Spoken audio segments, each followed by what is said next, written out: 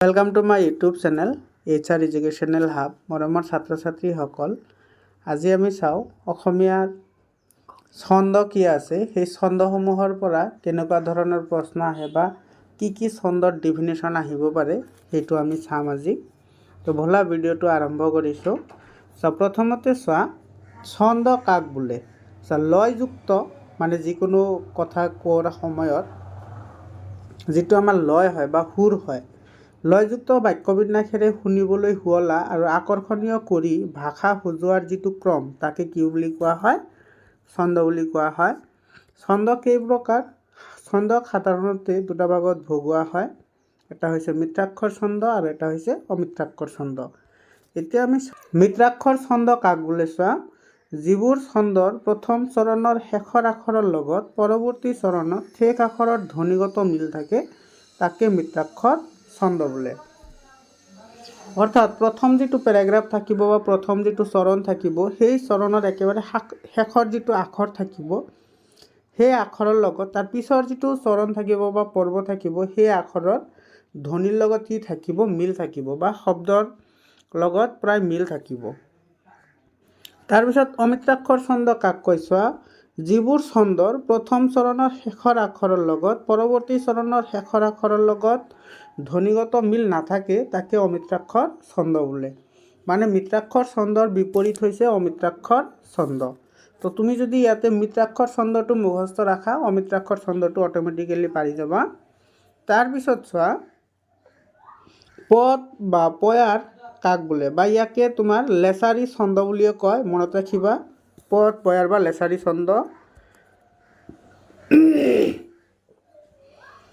ইয়াতে কি কৈছে চোৱা, পদ বা পয়াৰ কাক বোলে? এইবিধ ছন্দ সজ্জাত একোটা স্তৱক 14 মাত্ৰাৰ দুটাকৈ চৰণ থাকে আৰু একোটা চৰণত ক্ৰমে 8+6 মাত্ৰাৰ দুটাকৈ পৰ্ব থাকে। দুয়ো চৰণৰ শেষৰ বৰ্ণ মিলে। তাৰপিছত চোৱা, দুলৰী বা ত্ৰিপদী ছন্দ কাক বোলে? দুলৰী বা ত্ৰিপদী ছন্দ কাক বোলে?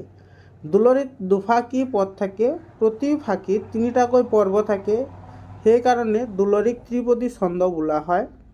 প্ৰথম আৰু দ্বিতীয় পৰ্বত 6টাকৈ আৰু তৃতীয় পৰ্বত 8টাকৈ চৰণ থাকে। অৰ্থাৎ 6+6+8 কিমান হ'ব? 20 হ'ব।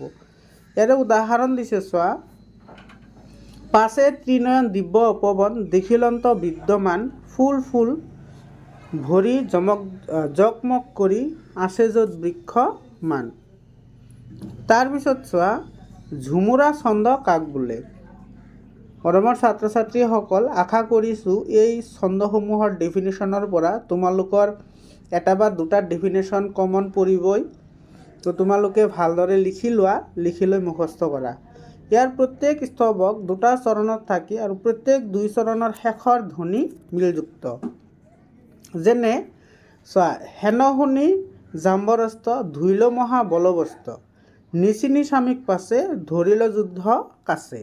এইটো হ'ল উদাহৰণ। ইয়াৰ পিছত চোৱা, অনুৰূপ শব্দ কাক বোলে? জোৰকৈ বা সমপৰ্যায়ৰ অন্য বস্তু বা কথা বুজাবলৈ কেতিয়াবা একোটা শব্দৰ আগত বা পিছত প্ৰায় তেনেধৰণৰ শব্দাংশ ব্যৱহাৰ কৰা হয়, কিন্তু শব্দটোৰ কোনো অৰ্থ নাথাকে, তাকে অনুৰূপ শব্দ বুলি কোৱা হয়। যেনেকুৱা মাছ কাছ, কিতাপ চিতাপ, টকা পইচা, ঘড়ী চৰি, টকা চকা, কিতাপ চিতাপ এইবোৰ। ইয়াৰ পিছত চোৱা, অনুকাৰ শব্দ কাক বোলে? জীৱ জন্তুৰ স্বাভাৱিক মাত বা বিশিষ্ট ধ্বনি আদিৰ অনুকৰণত যিবোৰ শব্দ ব্যৱহাৰ কৰা হয়, সেইবোৰকে অনুকাৰ শব্দ বোলে। উদাহৰণ হিচাপে চোৱা, কাউৰীৰ কা কা, কুলিৰ কু কু। এইখিনি। মৰমৰ ছাত্ৰ ছাত্ৰীসকল, আজিৰ কাৰণে এইখিনিয়ে। আকৌ তোমালোকৰ কাৰণে লৈ আহিম যিবোৰ সন্ধি ভাঙা আৰু জোৰা লগোৱা আৰু সমাস বিষয়ে। ধন্যবাদ আজিৰ কাৰণে।